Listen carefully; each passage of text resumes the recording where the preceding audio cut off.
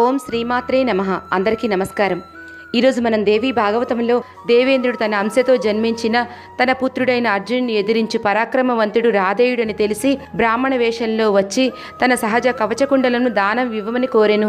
దానగుణంలో ఎంతో పేరుగాంచిన కర్ణుడు వచ్చినది దేవేంద్రుడని గ్రహించి అతని శరీరంపై గల సహజ కవచకుండలాలను చీల్చి ఇచ్చివేశాడు. నాటి నుండి ఆయనకు దానకర్ణుడు అని పేరు సార్థకమైనది. ఆపై కురుక్షేత్ర సంగ్రామం ప్రారంభమైనది.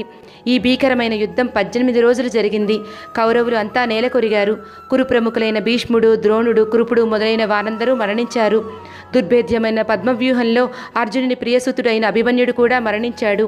మహాభారత యుద్ధంలో శ్రీకృష్ణుని సారథ్యంలో ఉండగా తనకు కలిగిన శాపాల కారణంగా అస్త్రాలు గుర్తుకు రాక రథచక్రాలు నేల కొరుగుట వలన తాను స్నేహానికి కట్టుబడి దుష్టుల పక్షాన ఉండుట వలన మహానుభావుడైన కర్ణుడు అర్జునుని చేతిలో మరణించి స్వర్గప్రాప్తి పొందుతాడు.